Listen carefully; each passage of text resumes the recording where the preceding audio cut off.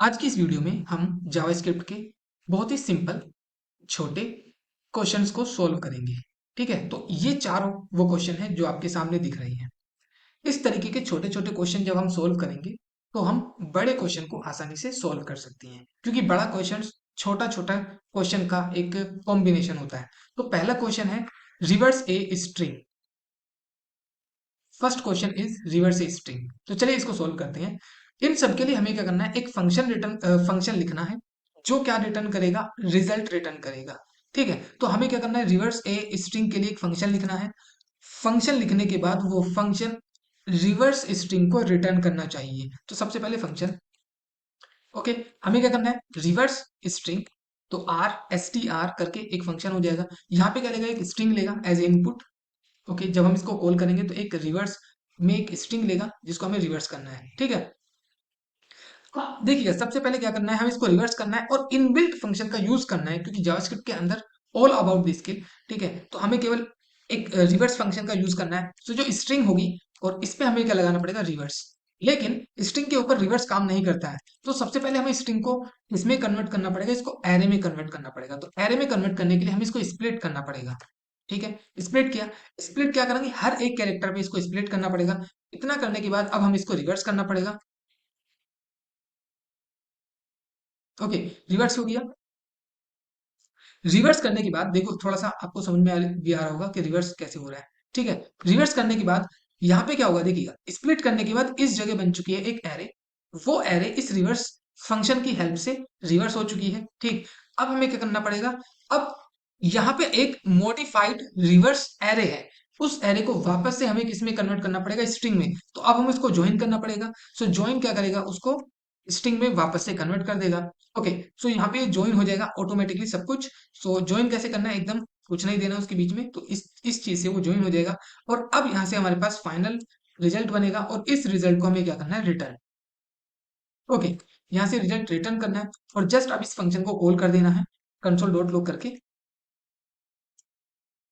अब इस फंक्शन को कॉल कर देंगे रिवर्स स्ट्रिंग, और लेट से यहाँ पे मैं स्ट्रिंग लिख देता हूँ, हेलो वर्ल्ड। ओके, अब चलिए इसको सेव करके रन करते हैं। Yes, so it is reversed. हमने लिखा था हेलो वर्ल्ड, तो बिल्कुल रिवर्स हो गया। आई थिंक आपको समझ में आ गया हो। Now the next question. Next question है हमारे पास, check is a number, check if a number is even और ओड। इसके लिए भी हमें क्या करना है, एक फंक्शन लिखना है जो आपको बताएगा कि नंबर, गिवन नंबर इवन है या ओड है। बिल्कुल सिंपल सा होगा। यहाँ पर भी एक फंक्शन कीवर्ड, यहाँ पे हम लिखेंगे हम इवन और ओड। ओके, यहाँ पे कोई नंबर आएगा, यस नंबर आया। इस नंबर आने के बाद अब हम क्या करना है कि यदि ये नंबर, देखो इवन का कैसे पता चलता है, कोई भी नंबर इवन से, इवन तब होता है जब वो दो से कंप्लीटली डिवाइड हो जाता है। ठीक है, तो हमें रिमाइंडर चेक करना पड़ेगा। कंप्लीटली डिवाइड, डिवीजन होने का मतलब रिमाइंडर जीरो। सो रिमाइंडर कैलकुलेट करने के लिए हमें ये परसेंटेज मार्क लगाना पड़ेगा और डिवाइड बाई टू।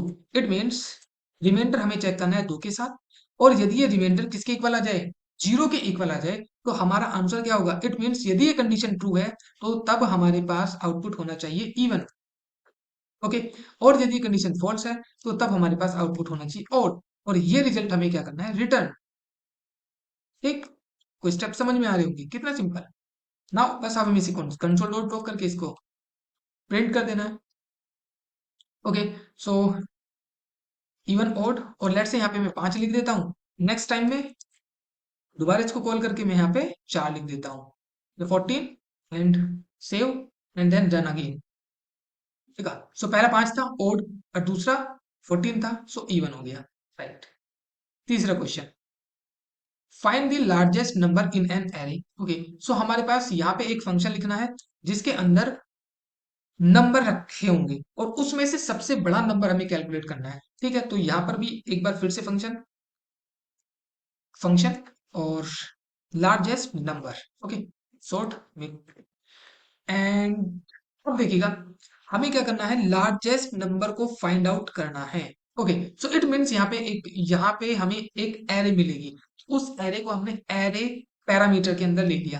राइट, और ये हमारे पास एरे होगी, तो कहीं ना कहीं हमें ऐसे एरे डॉट कुछ मैक्स करके फंक्शन होगा और जो हमारे पास वैल्यू को रिटर्न कर देगा, ठीक है। लेकिन यहाँ पे डायरेक्ट ऐसे एरे डॉट मैक्स नहीं है, बल्कि क्या है, जावास्क्रिप्ट के अंदर एक मैथ नाम की क्लास है। सो इसका यूज करेंगे मैथ डॉट, और उसको हम क्या करेंगे, मैक्स। मैक्स करने के बाद इस एरे को यहाँ पे पास कर देंगे, राइट। इतना करने के बाद अब हमारे पास इस एरे की मैक्सिमम वैल्यू मिल जाएगी, और इस वैल्यू को जस्ट रिटर्न कर देंगे। रिटर्न किया, और अब हम यहाँ से इस फंक्शन को कॉल करके इसको प्रिंट कर देंगे, ठीक है, लार्जेस्ट नंबर। और उसके अंदर यहाँ पे एक एरे हमें पास करनी पड़ेगी, लेट्स सी। ओके, सो इनमें से लार्जेस्ट नंबर सबसे लास्ट का नंबर होगा, सो यही प्रिंट हो जाना चाहिए, ठीक है, 4125। सो यहाँ पे आए नॉट ए नंबर। सो क्या दिक्कत हुई, सो यहाँ पे मैथ डॉट मैक्स, सो इसमें हमने एक गड़बड़ की थी। यहाँ पे हमने एरे को डायरेक्ट पास कर दिया। सो यहाँ पे एक एरे है नई, जबकि हमें math dot max, max function के अंदर क्या करना है, नंबर्स प्रोवाइड करने हैं वन वन करके। ओके, सो नंबर्स को यहाँ पे इसको हमें क्या करना पड़ेगा, स्प्रेड ऑपरेटर लगा के सारे के सारे नंबर इसके अंदर से निकालने होंगे। जैसे ही सारे के सारे नंबर यहाँ से निकल जाएंगे, सो अब हमारे आंसर करेक्ट आएगा, right, 4125। Okay, last question, sum of numbers in an array, ठीक है। सो इसका भी हम सॉल्यूशन रिडिफाइन फंक्शन की हेल्प से ही करेंगे। सो अब यहाँ पे फंक्शन, ओके,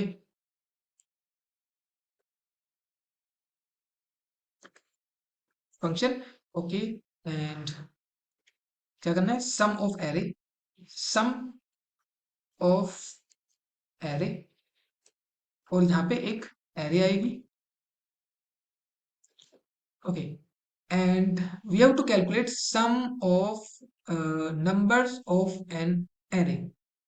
तो इट मीन्स हमारे पास एक एरे होगी, और उस एरे का सम एक सिंगल एक नंबर होगा। जब सम कैलकुलेट करेंगे तो एक सिंगल नंबर होगा। सो थोड़ा याद करिएगा, एरे के अंदर कौन सा ऐसा फंक्शन है जो एरे लेने के बाद एक सिंगल आउटपुट रिटर्न करता है, ठीक। आपको याद आ गया है, वो फंक्शन है आपका रिड्यूस, ठीक है। तो यहाँ पे हम रिड्यूस फंक्शन का यूज करेंगे, तो वो क्या होगा, एरे डॉट रिड्यूस, ठीक, एरे डॉट रिड्यूस। अब ये रिड्यूस क्या करेगा, इसके अंदर एक कॉल बैक फंक्शन होता है।